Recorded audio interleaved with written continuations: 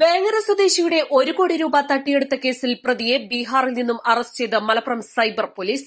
Share trading ചെയ്ത് മികച്ച ലാഭമുണ്ടാക്കാമെന്ന് വിശ്വസിപ്പിച്ചാണ് പ്രതികൾ 1 കോടി 8 ലക്ഷം രൂപ തട്ടിയെടുത്തത്. വേങ്ങര പോലീസ് സ്റ്റേഷനിൽ രജിസ്റ്റർ ചെയ്ത കേസ് മലപ്പുറം ജില്ലാ പോലീസ് മേധാവിയുടെ നിർദ്ദേശപ്രകാരം തുടരന്വേഷണം നടത്തുന്നതിനായി Malappuram cyber crime police station inspector IC ചിത്തരഞ്ജന് കൈമാറുകയായിരുന്നു. ഈ കേസിന്റെ അന്വേഷണം ഏറ്റെടുത്ത ഉടനെ പ്രതിയെ അന്വേഷിച്ച് കർണാടകയിലെത്തിയ അന്വേഷണ സംഘം മടിക്കേരിയിലെ വാടക വീട്ടിൽ വെച്ച് ഡൽഹി സ്വദേശിയായ റോഷൻ എന്നയാളെ കഴിഞ്ഞ മെയ് മാസത്തിൽ അറസ്റ്റ് ചെയ്തിരുന്നു.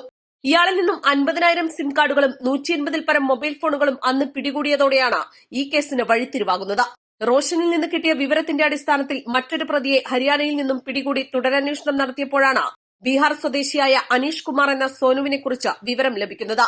മലപ്പുറം ജില്ലാ പോലീസ് മേധാവി R വിശ്വനാഥ് IPSന്റെ പ്രത്യേക നിർദ്ദേശപ്രകാരം അന്വേഷണ ഉദ്യോഗസ്ഥനായ ഇൻസ്പെക്ടർ IC ചിത്തരഞ്ജന്റെ നേതൃത്വത്തിൽ പ്രതിയെ പിന്തുടർന്ന ബീഹാറിലെത്തിയ മലപ്പുറം സൈബർ സ്ക്വാഡ് അംഗങ്ങളായ sub inspector Madhusoodanan, senior civil police ഓഫീസർമാരായ ഷൈജൽ പടിപ്പുര, KM ഷാഫി പന്ത്രാല എന്നിവർ ദിവസങ്ങളോളം ബീഹാറിൽ ക്യാമ്പ് ചെയ്ത പ്രതിയുടെ നീക്കങ്ങൾ രഹസ്യമായി നിരീക്ഷിച്ച് പിന്തുടരുകയും പ്രതിയുമായി ബന്ധമുള്ള ഗ്രാമപ്രദേശത്ത് വെച്ച് സ്ക്വാഡ് അംഗങ്ങളുടെ രഹസ്യ നീക്കം മനസ്സിലാക്കിയ പ്രദേശവാസികൾ പ്രതിരോധിക്കാൻ ശ്രമിച്ചെങ്കിലും പ്രതിയെ സാഹസികമായി ബീഹാറിലെ രൂപസ്പൂർ എന്ന സ്ഥലത്ത് വെച്ച് അറസ്റ്റ് ചെയ്യുകയായിരുന്നു.